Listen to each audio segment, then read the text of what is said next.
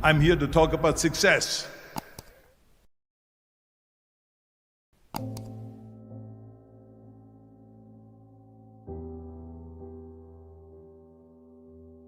I went to college. I went and worked out 5 hours a day, and I was working on construction, because in those days in bodybuilding there was no money. I didn't have the money for food supplements or anything, so I had to go to work. So I worked on construction. I went to college. I worked out in the gym, and at night from 8 o'clock at night to 12 midnight I went to acting class 4 times a week.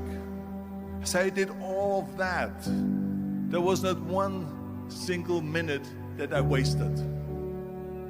And this is why I'm standing here today. With the age of 20, I went to London and I won the Mr. Universe contest as the youngest Mr. Universe ever. And it was because I had a goal. You see, if you don't have a vision of where you go, and if you don't have a goal where you go, you drift around and you never end up anywhere.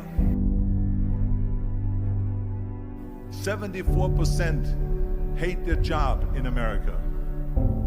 The majority of people don't like what they're doing because they're really not doing it because they didn't have a goal and they followed this goal.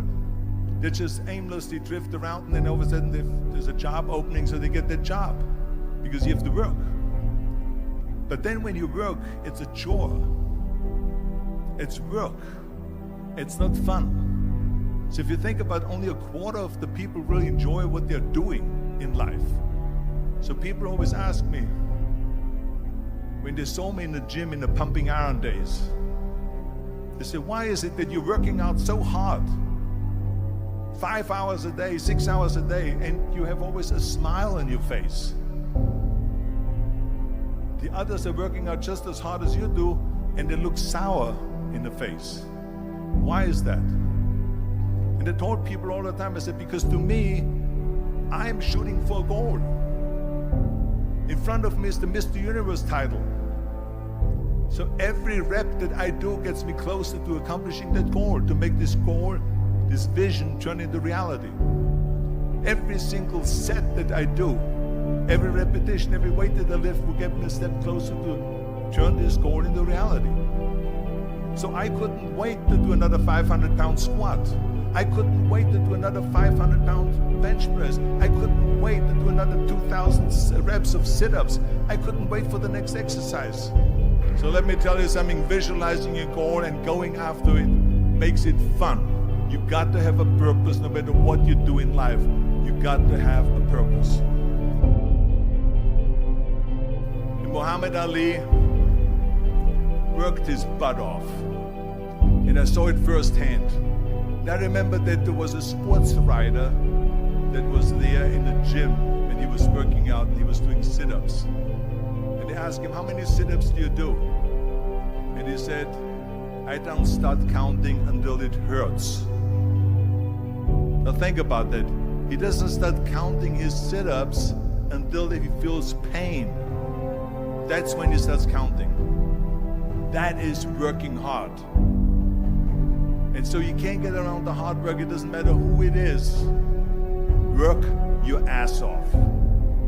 There is no magic pill. There is no magic out there. You cannot get around. You have to work and work and work. Make sure of this and make sure of that and all that stuff. So it's work. And it drives me crazy when people say that they don't have enough time to go to the gym for 45 minutes a day and work out.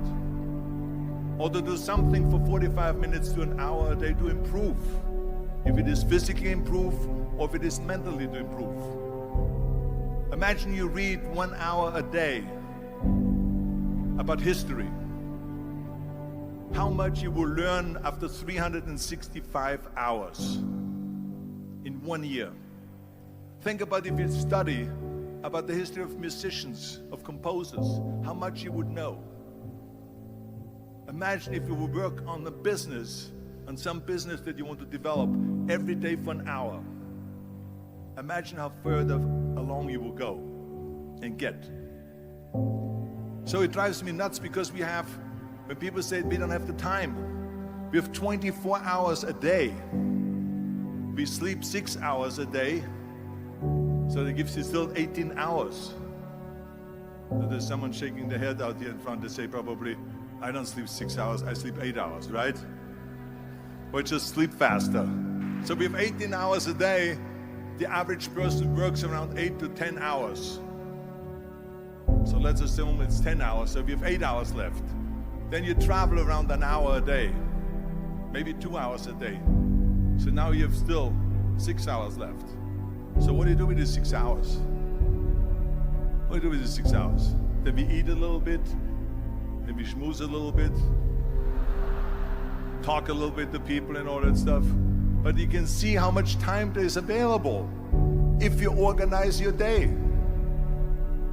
So you got to work hard. I hate plan B.